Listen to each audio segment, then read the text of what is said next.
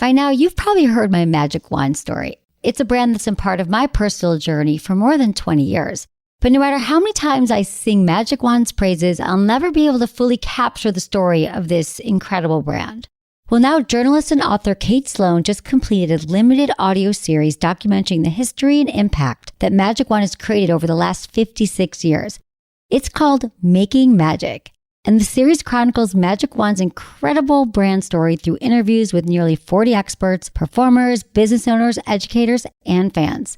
So I got a sneak preview of the series, and what I loved is that Kate weaves together snippets from all their interviews into this amazing story arc. She covers Magic Wand's journey from appliance store massager to its legendary influence on culture and sexual independence, and it's all just fascinating. The first episodes of Making Magic are available now at makingmagicseries.com or on all popular podcast platforms. Just search for Making Magic or visit makingmagicseries.com today.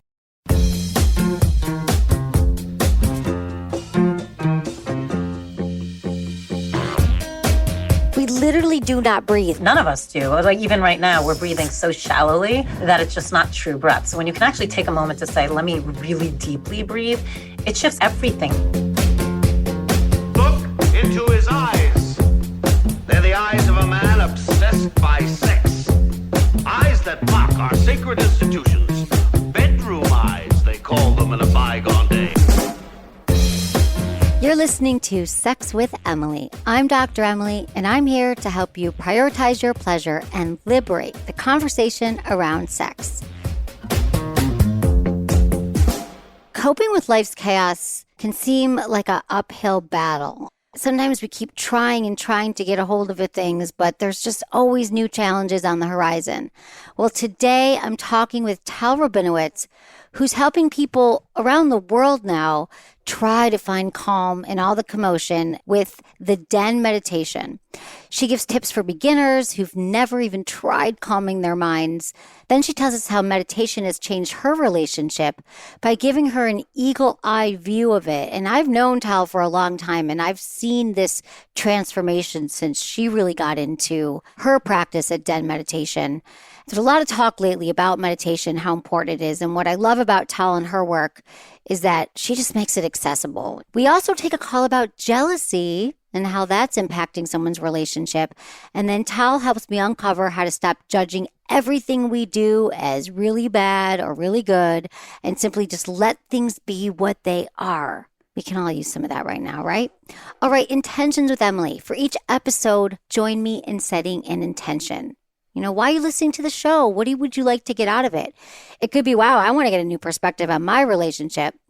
Well, my intention is to show you how meditation can help in every area of your life so you can turn down all that chaos and crank up the pleasure. Enjoy the show. Hi, Tal. How you doing? Good to see you. I was just talking about you. I hope you were saying nice things. Always saying nice things. So how's it been going over there with you and Den meditation? Because now I know it's online. We can't do the same things we were doing before. There aren't as many distractions. So we have to find new ones. And a lot of people are like, well, then I'll just watch more TV we can always fill up space with more busyness. You know, so what are you finding that the students are doing online now with Den Anywhere? Look, I think what's helpful about it is you find a community, and not that you have to use it that way. Like some people are like, I don't want a community. I just want to do my own thing. With us, you don't see anyone, which I love during our classes.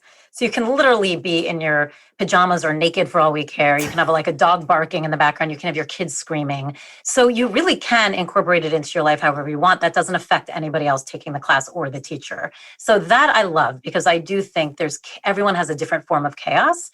And we have to be okay with that. And we all have to be okay with our own version of chaos. I mean, I have a child, I have dogs. So it's like you have to just kind of learn to roll. I was doing my own meditation, my own class today. And I hear my daughter screaming downstairs. Alec is on the phone. And I'm like, you just kind of get used to it.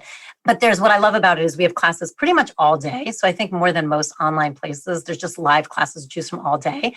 And if you can't make it or you don't, there's also an archive. So there's always something for you at all times. And we have workshops, we have certifications. And again, we always have the option. Do you want to do it virtually live? Like you actually want to see the teacher while they're doing it and have some sort of interaction? Or are you that person who just wants to do things on your own time, completely not worry about that? That's there for you too. So whatever you want to dig deeper. And again, it is a huge time where people need to take care of their mental health. I mean, there's no way around that. Even if you still have your job and you're still making money, even in the best case scenario, you have to figure out how to live life differently because the world is changing, period. It is changing. And so if you can be okay with change, then you're just not going to be happy no matter if you have money or not money, a house or no house. Like you've got to be able to figure out a way to be okay with change. And I do think meditation is with that. You said something interesting about we all have our own chaos. And that's something that I've been working on for myself too, because I realize kind of what I said earlier, wherever you make the space, you will fill it. And so even if I go back and look at chaos from the past, whether it was my home, I didn't have that together, or business stuff, there's always this thing that we create. You know what I'm saying? Like even if you solve one problem, there's going to be a next. So when you said everyone has their own chaos, can you talk about that? Like what you were referring to? Well, interesting. What you just said, I find very fascinating because I think what's really great about this time is we've all been forced, whether you want to or not, to look at your own patterning. You are, and you see it. Yep. So just like that, when would you have ever had the opportunity to switch your environment completely, your day-to-day completely, but then notice you're still reaching to fill things in the same way? You would never have that opportunity before. And now you do realize like, oh, so then you can start asking yourself the questions like, well, why do I feel the need to fill it that way? Or why is this where I go? And that's when the beauty starts, because that's when you start to actually get to know yourself. There's zero judgment. I mean, we all have things that we perceive as negative or bad, and we all have things that we perceive as really great. And it's all perception regardless, because it is what it is what I tell my daughter all the time. She's always like, Mommy, that person said they're older than I am. I'm like, well, they are. It's not an insult. It is what it is. Like certain things just are. And when you can learn to accept them for what they are instead of always putting a value on it, well, then life gets a little bit easier because then you can just start seeing things versus getting caught in the emotion of it. But their own chaos, what I also meant by that is, like you said, we all have lives. And look, there are people at home that they're like, oh my God, get me out of my house. I've got 2 screaming kids. I'm trying to work. My husband's trying to work or my partner's trying to work. How are we doing all this? I have a dog barking. We thought a puppy was a great idea. Now it's peeing everywhere. Like that's chaos. That's hard. It's a lot. So like everyone has lives, or you're stressed out over there because you need to make money. And so then everything that's not going right throws you over the top more because the pressure is bigger. That's chaos. And it's all fair. And it is all fair. And we're all in it, but everyone's version is completely different right now. But there's no one who's not in a version of it. And so I think it's kind of the time now to figure out, well, what is my chaos? Why is it? And how can I work with it? Instead of letting the chaos dictate you, how can I start putting my stamp? I've noticed that with a lot of our students, like really the difference who've been taking classes from the beginning, especially ones with kids who are like, I just feel like this is all about my kids, trying to make it okay for my kids. And they're finally figuring out how to get themselves involved with their lives again. And that's huge. Tell me more about that, because I was going to ask you when we met about 4 years ago now, I think, you had a crazy life. You were an entertainment exec. You were living the life and the dream job and all the things, but you just, you needed to find a place to meditate, right? And then you started the Den meditation so people could drop into the actual centers. Now they can drop into denanywhere.com online. But now you have time on it. It's been, I think 4 years, maybe since you started, or 5. I can't believe it. 5. Oh, is it 5? Oh my God, I don't know. That's amazing. I'm so proud of you and all your success, but maybe you could, and I think for some people, they're just like, it's another thing to do. So maybe, tell me about some of the changes you've seen in a way that people might hear it differently or understand it. We haven't talked about it in a while. Yeah. We really lucked out in the sense that when I was opening it, people thought I was crazy. I mean, crazy. Everyone was like, what? And then I forget what article, there was a huge article that came out about meditation, maybe like the month we were opening. Something that I couldn't have planned it better, that really brought it to the forefront, that people were like, mainstream people who would never give meditation a second thought. It's not like meditation didn't exist. It's been around forever. It's just how can you bring it so that everyone like you and me knows, hey, I can meditate too. And I don't, a big thing about the Den, which was and still is, even though I'm super woo-woo, as you know, it's really the whole point is it's for everyone. So you don't have to feel like you have to walk into this temple. But by the way, I love that. But you don't have to feel like you have to walk in this temple and follow a certain set of rules, or you're not joining a cult, or if I eat this or I drink that, I'm really not supposed to do that. I feel like there used to be that sense around meditation that it was very hippy dippy or a certain type of religion. And my whole thing was like, okay, how can I create something that makes it totally accessible for everyone? Because that's ridiculous. It really is for everyone. And now that I don't have to fight so hard to prove, I feel like that's just out there now. So that's the biggest difference. If anything, I think I've had more freedom to get more into my woo-woo side. And that's what I love about Den is we have enough classes that there's something for everyone. You want to get a little bit more hippy-dippy spiritual, those teachers are there. You want to get just strictly mindfulness, more science-based, those teachers are there too. So whatever makes you more comfortable, because again, it's all about you. It's not about what's right or wrong. So I'd say that's been the best part. I think seeing people feel the difference, because most people have tried it, like not most people, but a lot of people have tried it now and have brought it into their lives for enough time that when they dip out of it, they do feel the difference. So they understand that this is like an exercise. It is like going for a jog or a walk. Even just a walk, like even if you're not into just like doing the reps, it's just anything to keep yourself sane. I think people realize that meditation is part of that as well, which I think is huge. Is there a practice of meditation that you think is a great starter, or that's even hard to prescribe because everyone finds their own jam? Prescribe, because I think the moment someone can decide, however, and I say this, I think I've said this here before, if you can at least, my brother who's in the military, we had a huge conversation about this because he was so stressed out and I could see that he just wasn't in a great place. And I was like, you just got to breathe. Like you just have to breathe just in the morning before you like get out of bed and before you like fall asleep, just breathe and like even count if that's what helps. And just, I like to picture it like from the base, like where I'm sitting, wherever you're sitting, like wherever your tush is like hitting. You can tell I have a child because I call it tush. But I like wherever your butt's like hitting, I like to picture starting there. I like to give it kind of a light. That's me. Some people like to count. And I like to picture as if there's like a ball of light you're sitting on. And then I breathe slowly and I picture as if I'm pulling that light up slowly until it gets either to my heart center, that might be as far as you can get, your chest level, or you could bring it all the way up to the top of your head, depending on how deep and slow you can breathe. And then when you exhale, I like to picture it going back down. So whether it's again from the top of your head or your chest, picturing it going back down to where you're sitting. And if you can just, I like a visual with it. I think it gives your mind something. I love that visual. I just feel like I saw it. I just feel like I saw the light coming up, sitting. And everyone's different. You might see it, you might feel it. And if you don't have any of those, just intend it. Just tell yourself, this is what I'm doing. And that's the same thing. There's no right or wrong. There's no, I'm messing this up, I can't do it. You can do it. It's just breathing. It's just slowing your breath down as much as possible. That's why counting's good, because if you can add an extra number on and realize you're slowing it down, honestly, 5 minutes of that will change your life. If you can only start with two, start with two. And then if you're really in a stressed out, really, really hard place, I know this is a whole thing. Everyone talks about gratitude practice, which I hate because it sounds so schmaltzy.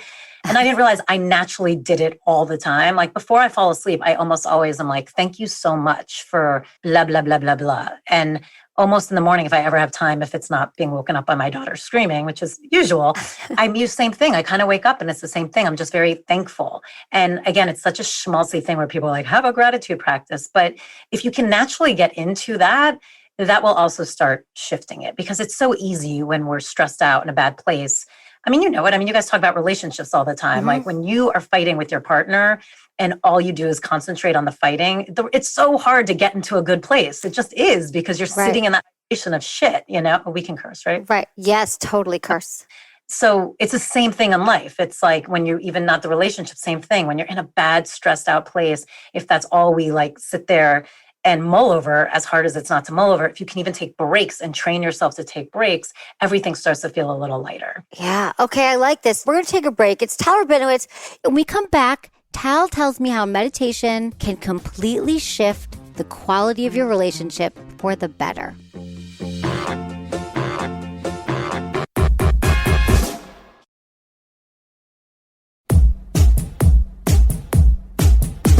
Seems so silly. You're right, breath, but we literally do not breathe. So many times we hold our breath. We never, none of us do. Like even right now, we're breathing so shallowly that it's just not true breath. So when you can actually take a moment to say, let me really deeply breathe, it shifts everything. It's just healthy, but it reshifts everything. The more you can do that, it really does start with that. It just does. And I mean, look, it's all energy. So when you're anxious, when you're angry, when you're frustrated, when it's just, you feel it, you can actually feel it in your body, that like weird feeling you have in your stomach, that's just energy. So the breath helps you start to regulate that and starts to actually kind of, shift it. So it's energy that's working for you versus against you. I mean, look, you'll love this. There was a day, I think it was last Sunday, and I was so anxious, and I don't get anxious very often. And I said to Alec, maybe Monday, I was like, God, yesterday was a day I was so anxious. And he was like, really? You didn't seem it. I go, well, lucky you that's me at my worst. He goes, but wasn't that the day you kept really just kept asking for sex? I'm like, yeah, but my point being, it was this excess of energy and I could feel it. And I'm like, how else can I channel this? Like, I went for a walk, I did this, and I was like, I need to have sex. Like, I really was like, let's use this for the good. Like, let's use this for the good. And so he laughed. I'm like, well, it worked to your benefit. Well, that's super healthy. Yeah. How do you think that doing all the work, because now that you've been in it the last 4 years, like you really are doing, you're not just have a meditation place, like you're in the practice of it. How has it impacted your relationship and your sex life through the work you've been doing with breath and meditation and Kundalini and all the things? Oh my God, my relationship is so much better. Like I can't even, it's like, and so much of it is because again, with meditation, you learn, I think one of the big benefits once you really get into it is you start to be able to see things from a more neutral perspective. So again, what I was kind of talking about earlier, instead of assigning value to things where everything is like bad or good or wrong or right, you start and think about that. Go through your day to even today and look back at how often you assign something bad, good, wrong, or right, whether it be a person, a moment, a feeling. We do it all the time. And so when we start getting to a place, I think with meditation, you kind of retrain yourself that everything becomes more neutral. You become an observer of your emotions, but also like in arguments, you become more neutral. When you see things that's happening like in our country right now, you can become more neutral. There's just a way to start. I always call it the eagle eye perspective. Like you can kind of fly up and then you see what everyone is trying to convey or everyone's feeling. And so in your relationship, it's the same thing. Like all of a sudden I could have a more neutral perspective. And then it started making me go, oh, what am I bringing to the table here? Yes, he might have done X, Y, and Z, which drives me fucking crazy. However, how did I show up to that? How did I react to that? What did I do? How's he feeling? Where does that come from? Like it shifted everything. So then my concern became more about me and not like I didn't love him or care about him, but my concern about who needs to change or who needs to get fixed, quote unquote, was me. Mm-hmm. That was my concern. How can I work on me versus how can I work on him? And once that started happening, holy shit, it's like, you don't realize that I started giving space to him to do his own work without him even realizing it. It wasn't like something we sat down and talked about. It's just this natural thing that happens. And then all of a sudden he starts stepping up and evolving. And then we started meeting each other and it really changed our entire relationship. Wow. I mean, Tal, I see that because I remember going to dinner with you like 4 years ago and it was like things were driving you crazy. Things were going on with Alec. And now, that it's sort of this homeostasis that I always talk about, like with my therapist too. It's like if you change, everyone changes around you. So you were changing. You took your attention toward yourself and you were actually able to see that it wasn't he doing all these things to you. You were like, well, what was my part in this? What was my reaction? And as a result of doing that, you weren't filling the space the same so that he had to change. That's so beautiful. Like I realized, a friend of mine was going through some stuff and she was talking to me, everything. He did this, he did this, he did this. And like, it was all fair stuff. And I was saying, you just have to have a conversation. Oh, this was based on your post. I'm like, you have to have an honest conversation and you have to say like, I'm not happy. Until you say that, all these little nitpicky things are only going to make it worse. You have to have the bigger conversation of I'm not happy. But it kept being like, man, I said, but be prepared. When you have that conversation, it usually gets worse before it gets better because he's about to tell you a bunch of shit about you that you don't want to hear too. And you know what? It's all going to be fair and there's going to be truth in all of it. And you have to be ready to hear it. And I do think that is a key of realizing there's no way when things aren't great in a relationship, no matter what it is. And I mean it, cheating, the worst stuff that can happen. It doesn't mean that person's an angel, but there's no way that you don't have something to do with that as well. Right. That's exactly it, Tal. I'm always saying to listeners too, there is a part in it. And I say, even if your partner cheated on you, okay, I know that's horrific, but we all have a part in it. That's not why they cheated on you because of your behavior. But if you are in a relationship with someone, it's 50-50. You have a part in it. You are bringing energy to the table. You are reacting. You are bringing stuff. And so it can be really hard to get to the point where you said this eagle eye view of what's my part, their part, our part. And that's the work. Because to do that, you have to be willing to get that pit in your stomach going, oh shit, I did that. I made someone feel that way. Because usually when you're in that, you're on a high horse, whether you might not feel like it because you might feel like shit because your relationship's not in a great place, but you're usually on a high horse because somehow you're great and they're fucking up all the time. That's usually kind of the positioning, and both sides feel that. So it's hard to start doing that. Like, oh, like I'm not always, there's stuff that I am bringing to the table that makes that person feel like shit too. Even if in my mind, it's super justified. It's not making them feel great. So in this process with you, because I know exactly, I feel like there's 2 camps, or maybe there's 5 camps of us who we think it's our fault, and then we blame ourselves, and then we think that we're not good enough, or we're always blaming others and we never see we have a part on it. And maybe you're blaming the world, or it's out of their control. But at the end of the day, perhaps the solution to that, or the process towards seeing that, is this slowing down and just sort of looking at it in a different perspective? Well, that eagle eye right there, like even if you are the person who blames yourself and then makes guilty, that sets a dynamic in the relationship that creates whatever dynamic you're in. So even in that sense, it's an easy place to put a value on that, right? It's easy to put a value that says, well, I'm fucking up, I'm screwing up, so therefore, but it's not. Again, it's just dynamics. And the minute you can realize what part your dynamic is playing in it, well, that's when things can start shifting. Because until you recognize it, you can't change it. Like I was talking about emotions in class the other day, and I was saying, like, we really have to start owning our own emotions. Like, you got to just step up and own this shit. Like, yes, they all started somewhere. So you had a trauma that may happen. It's not that that didn't happen. It's not that someone didn't fuck you up big time. It's not that your parents didn't suck or you were taking on your parents' stuff. I'm not saying that that's not the reason it started. But that's like, it's the beginning point. That's it. It's just where it grew. It's just its birthing point. But from that point, it has, like you just said, a million different camps. It has a million different directions it can go. And that's your choice, what direction you want it to go. And that's when it's on you, not on anyone else. Someone else might have created it in your life, but now it's yours. And what are you going to do with it? And so it's the same thing in that relationship. It's once you realize that you have this, you can take control. So the same thing with those emotions. I say you can't let go of that behavior pattern that's been controlling you for so long, whether you realize it or not, that thing your mom told you to do a million times, so now you just naturally do it. Whatever it is, you can't kick it out of your system until you acknowledge it exists. So same thing, like if someone's at a party, you can't kick them out of the party until you actually acknowledge they're in the party in the first place. So you have to acknowledge that this stuff exists. You have to acknowledge your part in things. You have to see that whatever your behavior pattern is, it's part of whatever the relationship is. And then once you can actually be honest with that, well, that's when you can start slowly, peeling the layers, because then you tangibly know what you're peeling. Yeah, exactly. So can you put some examples? So it doesn't even have to be if you don't want to use anything from your real life, but an example so people can get a conflict maybe that was present 4 years ago that isn't now because of the way of seeing this view of everyone's so party. Many. I know, sure. Our relationship's totally different. It's crazy. Like even he's such a much better partner, like helping me, things that just never would have happened before.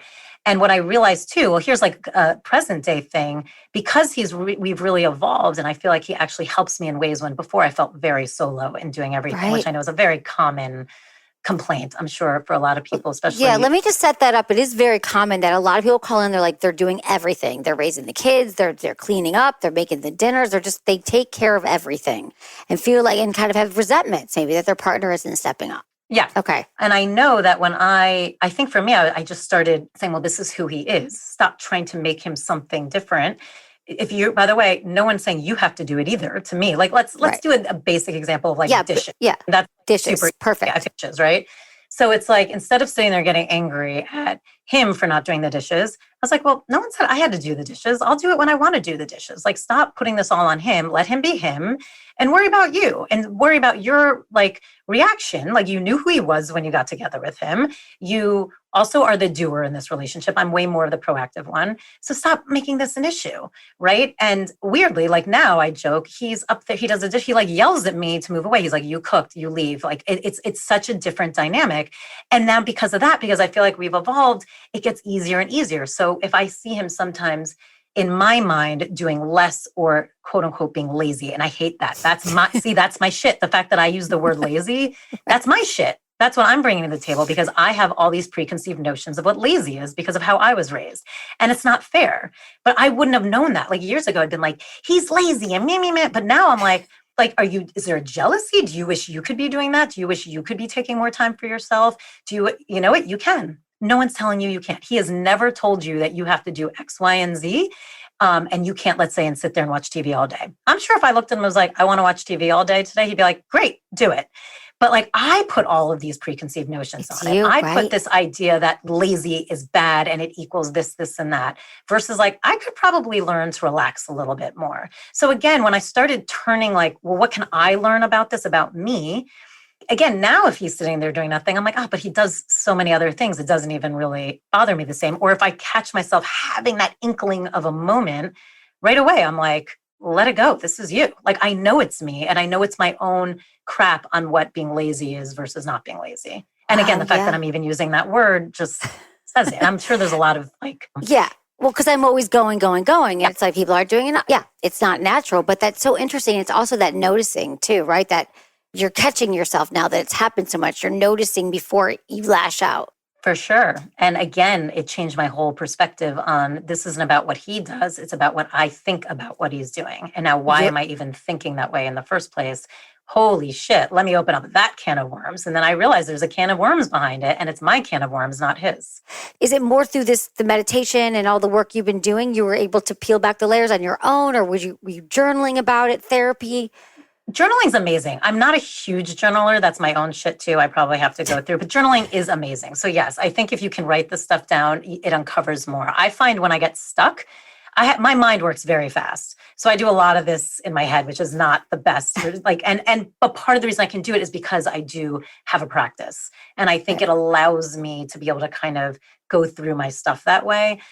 So I find when I get stuck, because I can kind of peel the layers, I'm like, oh, this is my own stuff. What does that mean? Then I'll journal and I can usually kind of go, aha, like there's a huge aha moment. Yes. But yeah, it's my own can of worms. It really goes back to like my mom, who's incredible and an amazing woman who, was a doctor when women weren't doctors. Like, she was an Israeli drill sergeant. I mean, she's a tough, strong woman and an amazing example, but it's not always what I need, my personal thing. I was never taught what rest means or how good rest would be. Instead, it was about you are not successful if you are not moving. You are not worthy if you are not doing something. We notice you when you are kicking ass. It's like that was the programming that was in my head. Like, I see you, I notice you, I love you when you're working your ass off and doing really well. Right. But that's my own stuff. And so when I can start unwrapping that, I realize, like, do I really have to be doing all that for someone to love me? Do I have to be doing that for me to think I'm okay? It's like, it goes deeper and deeper. I could bore your audience for hours. No, I get it because I totally understand the layers. And I just have known you. So I just think it's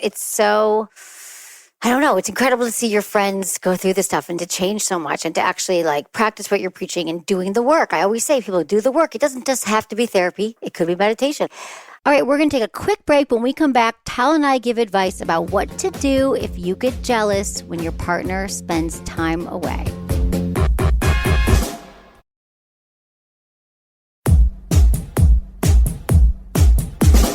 Let's talk to Nicolette, 24, in the Bay Area.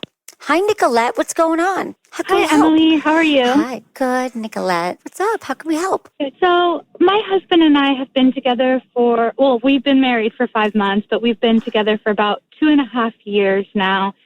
And I have a problem. I think maybe it's just insecurity, but I think sometimes, I want to make our time together special as it can be because we don't get a lot of time together since we both work full time and we're gone away from each other. So we don't have a lot of time together. And my husband's great. He's always there for me. But sometimes I just question whether I'm good enough.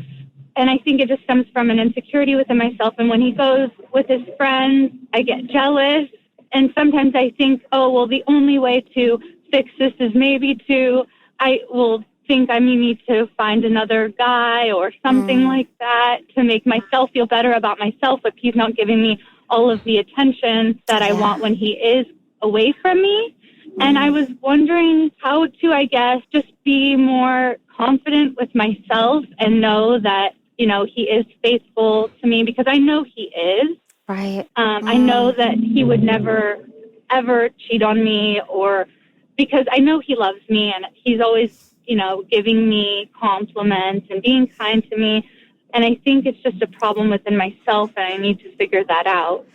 Yeah. Oh, Nicolette, thank you so much for calling. I totally get that internal gnawing, like what is wrong? Or, is it him? Is it my, confidence and what's going on in our relationship? And I'm curious, Nicolette, when did this start? Has this just been going on during quarantine, or have you always kind of had this feeling with this relationship?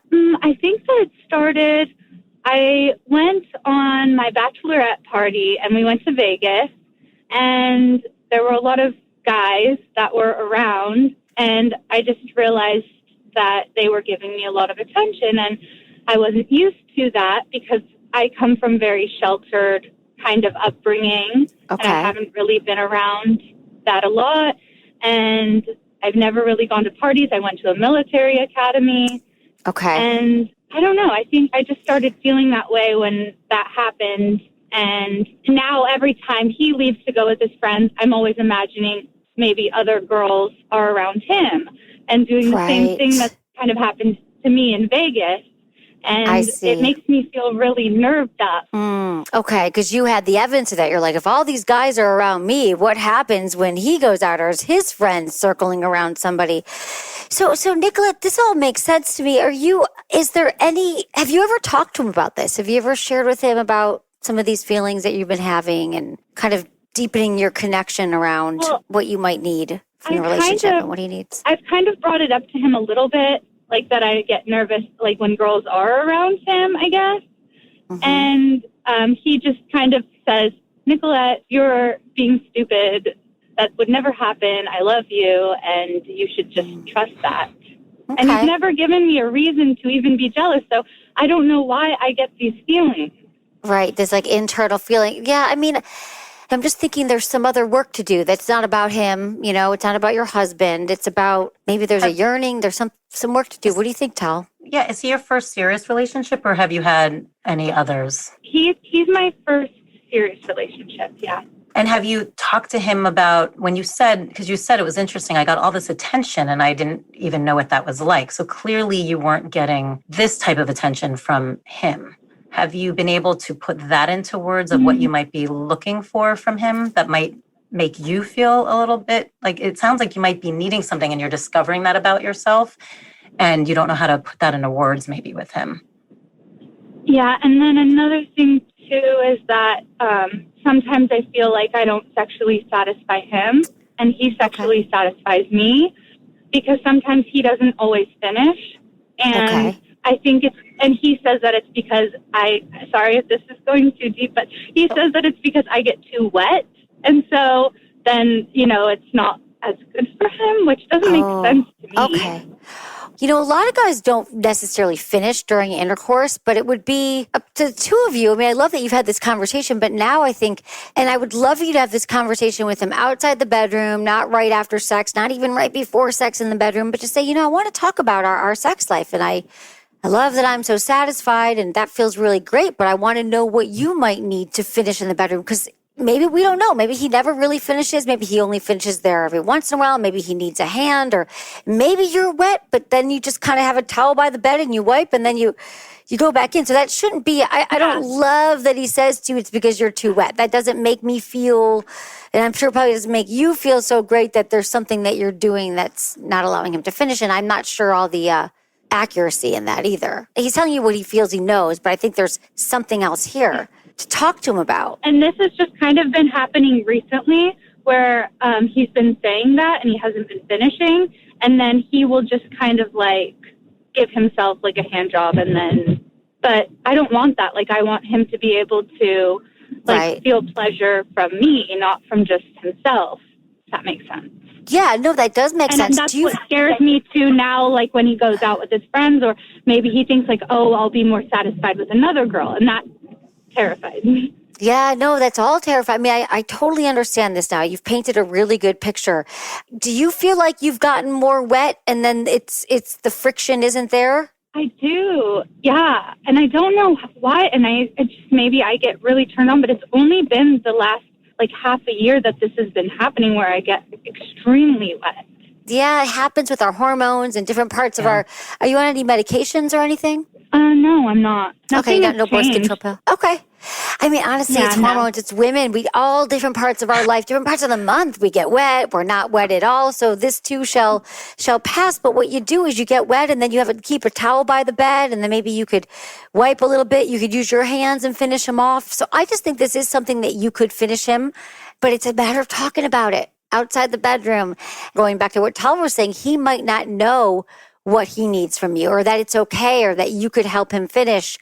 So it just sounds like there's more to unpack here. I understand why this is sort of sparking some insecurity, but I think it's something that we could talk to him about and figure out the next steps here. It's communication. That's true. And I think I just need to be more confident that he is faithful and he's a good husband, and not worry about those kinds of things, because then it makes it, I don't know. I just feel No, it is. Well, insecure. we're telling you a lot of, yes, I think that is true. But to say just be more confident and just get it together is not an easy thing to do. It doesn't work like that. But also, I think a conversation with him about your sex life, you're married, I would start now and just say, I know this is uncomfortable. I realize we've never talked about our sex life like this, but I want to make sure that we are the best lovers to each other. So let's talk about it. Like, what can we do when I'm wet? What do you need from me? And then I think if you start having healthy conversations, again, it's not always the easiest thing. It takes time because it's awkward, and a lot of us never heard anyone else talk about sex. So but it gets easier once Do you ever go out with his group of friends too, so that you can be part of that fun environment? Like, do you guys ever get to connect in that way, like out kind of partying or whatever it is you think they're doing? Do you two ever get to connect that way? Yeah, we did. We had some friends over in Santa Cruz, and we went this weekend, and we spent some time with them. And he has really nice friends, and I love all of his friends' fiancés and wives, and we get along very well.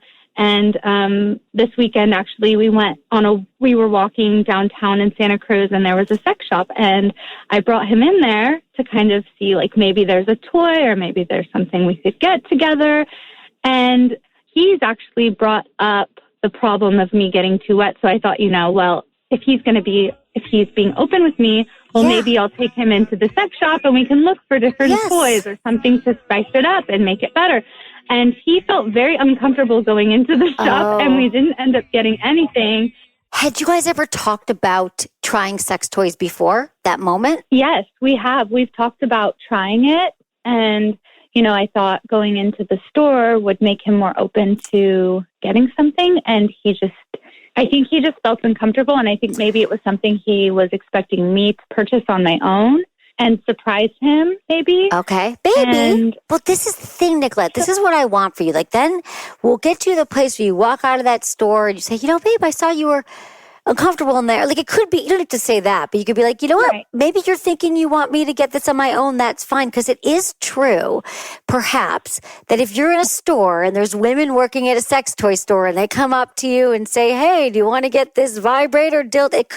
It might be uncomfortable for him, but it doesn't necessarily mean that he doesn't want to try toys. Just, and I'm getting the sense that you guys both grew up in an environment where it wasn't as safe to be sexual or to talk about sex. Is that accurate? Okay.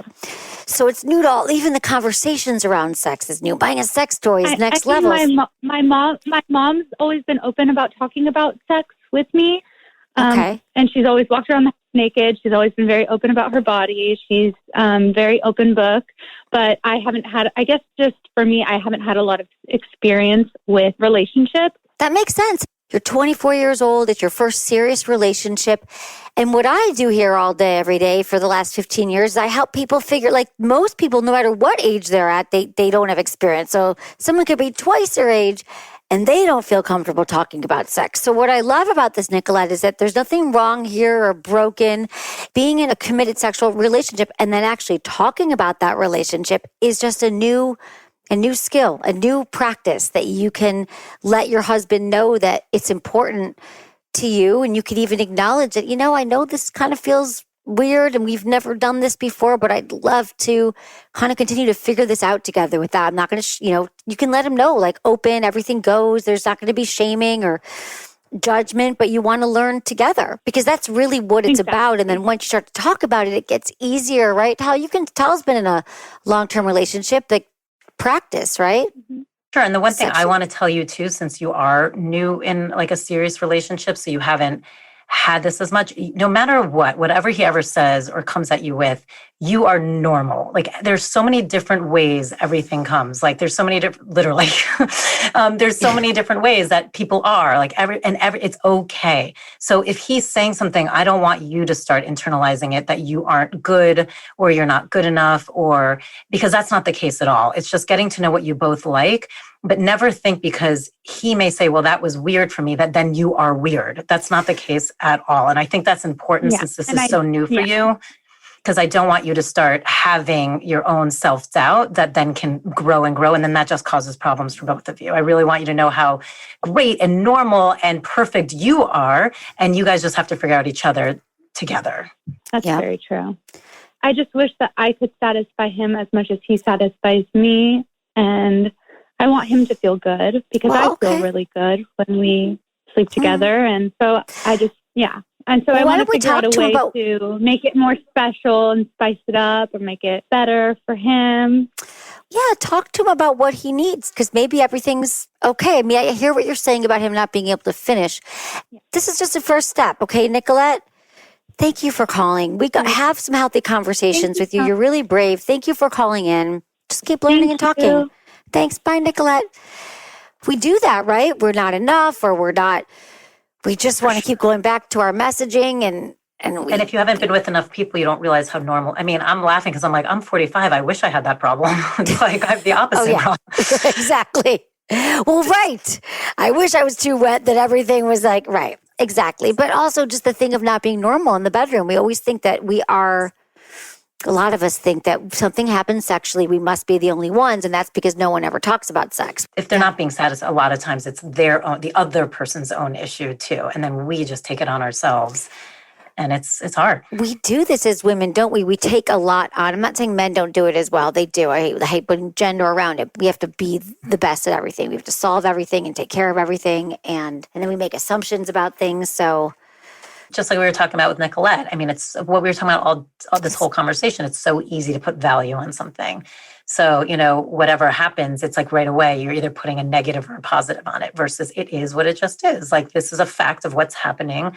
Let's talk about it so I can understand it more. Now, that's hard to do. I mean, you're human, so you tend to feel. But when you can get to that place of that, being able to be like, oh, this is just fact. It's not about me. Let's just now actually discuss it and go deeper. Well, that changes everything. So for example, you were talking about this too, even with your daughter, that she said, someone said that they're older than me. Is that a bad thing? So we automatically try to make meaning. We assign meaning to everything. And if everyone here just takes a minute, I'm telling you, take a minute and think about your day. Think about the last 15 minutes. I bet you've placed value on like a ton of things. We all do. It's hard not to. Oh, God, we do it all the time, especially around sex. We do it all the time too. We think that our partner wants something that it's too, we make a judgment around people's choices in the bedroom all the time. Like even the sex toy. Yeah, we just know Nicolette was like, well, he went into the sex toy store and judged that was an awkward experience. So it must mean this. It must mean that he's not into toys anymore. Like we are constantly casting judgments and then we're not even checking them. Is it true? Yes. And even then, if it's like two strangers having sex, it's like just because someone might want to do something that one person perceives as crazy, again, that's not crazy. It's not bad or good. It's just what that person likes. And then someone might perceive that someone else is a little too quiet, and then again, they're saying that's bad or good, but that's not bad or good either. It's just what that person is. Nothing is bad or good. Exactly. When you can start just looking at it as, oh, that's just fact, then it becomes so much less heated, less energetic. Yeah, less charged. Charged. Thank you. It's the perfect word for it. Yeah, no, it's really true. And that is the practice. I actually feel like I just got a little meditation session with you, just a healing session. Because I actually came to that. I was with some people last night that I hadn't seen in a while, thinking about how they were sort of a mirror that I found them to be just more judgmental about things. And I thought, I'm doing that as I do that too. And so sometimes people are a mirror, like, right? The things that people are doing, you do yourself. 1,000%. And then I'm thinking, everything's a mirror. And you start to realize how judgmental you are. I think I'm not. And then sometimes I'm like, oh my God, I am. But only about these things. Well, those are big things. Well, right. I'm allowed to be judgmental about these things because I believe them to be true. Because I'm right. Right, exactly. Well, these are right. I mean, I get in that discussion all the time with people because, and by the way, I do it also. I'm not saying any of this from a high horse. I'm just aware of it now. But it's, oh my God, that's my favorite thing we all do. It's like, no, but that's right. So of course we should be judgmental about that, right? I mean, and it's tricky because Like, let me hang on to this one thing. You can't though, and especially with sex. What are you judging right now? What are you judging that you want to let go of? I mean, how do you even separate the opinions, judgments? They're all the same, correct? Tal, where can people find you and what? Literally, I love seeing your face, but what can they do right now to come find you and hang out with you? Yeah, Instagram, we're on Den Meditation, or my personal Instagram, which is at Tal Rabinowitz, or go to denanywhere.com and you can find everything we offer. And like I said, classes all day, every day. And if you can't take them live or don't care to take them live, they're all archived as well. So really, there's no excuse. Again, if you want to do a workshop, if you want to do a course, if you want to do a certification or just classes, it's all there. So yeah, denanywhere.com. I want to come. I do. I feel like I just had a little class with you and I just love the way you teach because it's really real. You're like, I get it. I'm like you. You're not trying to be someone's guru. You're not. You don't have to like pray to the God of Tal, although I do personally, just because I love you as a friend. But no, but you just kind of make it accessible to everyone, and you're doing. I'm really proud of you. And if you ever start taking a class or you're studying with anyone who makes you feel like they're the end all be all and you can't do this without taking their class, go the other direction. Because the whole point of all this is eventually you be processing and doing all this stuff on your own all the time. You have it. Everyone can do it. So, oh my God, I'm so anti-guru. I can't even begin. I want to talk about that next time. Well, thank you so much for being here, Tal. I appreciate you so much. That's it for today's episode. See you on Friday. Thanks for listening to Sex with Emily. Be sure to like, subscribe, and give us a review wherever you listen to the podcast. And share this with a friend or partner. Believe me, if you got something out of it, they will too. We release shows on Tuesdays and Fridays, and look out for a bonus episode every now and then. Find me on Instagram, YouTube, Facebook, and Twitter. It's all at Sex with Emily. And I've been told I give really good newsletters. So sign up at sexwithemily.com and don't forget to check out our blogs. If you want to talk to me, ask your questions about your sex life, dating, or relationships, email me. Feedback at sexwithemily.com or call into my SiriusXM show Monday through Friday, 5 to 7 p.m. Pacific, and call me, 888-94-STARS. That's 888-947-8277. Get a free 30-day trial at sexwithemily.com/SXM.